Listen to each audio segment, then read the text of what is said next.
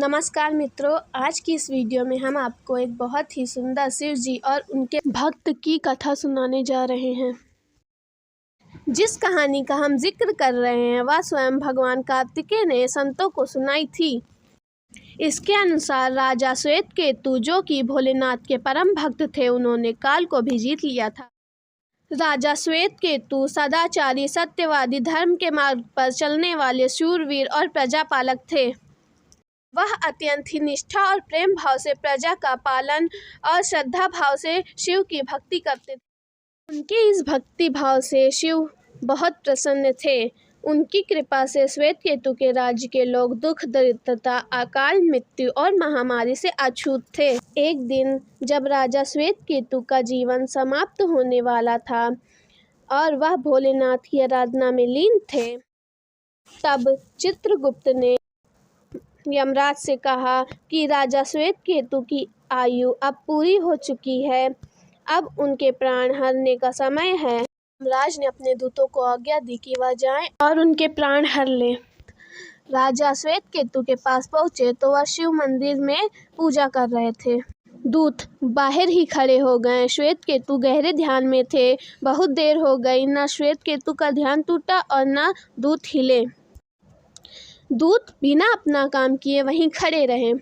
जब वे वापस नहीं पहुंचे तो यमराज ने विलंब होते देखा और दंड संभाला और खुद चल पड़े। दूतों के आने में देरी होने के चलते यमराज स्वयं राजा श्वेतकेतु के प्राण हरने पहुंचे, लेकिन वहां उन्होंने देखा कि वह तो महादेव की साधना में लीन है। अब तो वह सोच में पड़ गए कि इसके प्राण कैसे हरें। उन्होंने सोचा कि यह अभी पूरी तरह शिव पूजा में लीन है। इस स्थिति में शिव पूजा का उल्लंघन करना ठीक नहीं है। तब वह भी बाहर खड़े हो गए। उधर जैसे ही इसकी सूचना काल को मिली तो वह मंदिर में जा घुसे। काल ने देखा कि राजा श्वेतकेतु अभी भी भगवान शिव के लिंग स्वरूप में बैठे ध्यान मग्न है। वह झपट कर आगे बढ़ा और जैसे ही उसने राजा श्वेतकेतु का सिर काटने के लिए तलवार उठाई, शिव ने अपना तीसरा नेत्र खोला और काल की ओर देखा।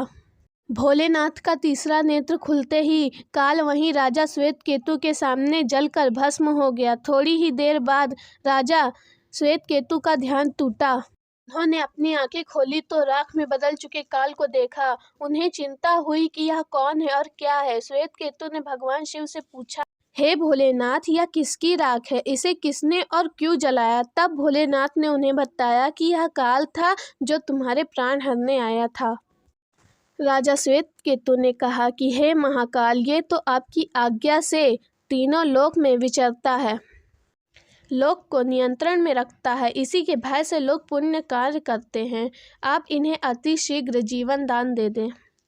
शिव जी की कृपा से काल जी उठा और उसने उठते ही श्वेतकेतु को अपने गले से लगाकर बोला, राजा, तुम्हारे जैसा तीनों लोक में कोई नहीं है। तुमने तो अजय काल को भी जीत लिया। जीवन पाकर काल और यमराज ने कहा कि हे जातक, जो शिव के परम भक्त हैं, सच्चे मन और श्रद्धा से महाकाल की पूजा में लीन रहते हैं, सिर पर जटा और गले में रुद्राक्ष पहनते हैं, विभूति का त्रिपुंड लालट पर लगाते हैं और पंचाक्षर मंत्र का जाप करते हैं, उन्हें कभी भी अकाल मृत्यु का ग्रास नहीं बनना पड़ेगा। कथा के अनुसार इस आशीर्वाद के बाद राजा श्वेतकेतु ने लंबे समय तक राज्य किया और फिर महाकाल की कृपा पाकर उनमें ही विलीन हो गए।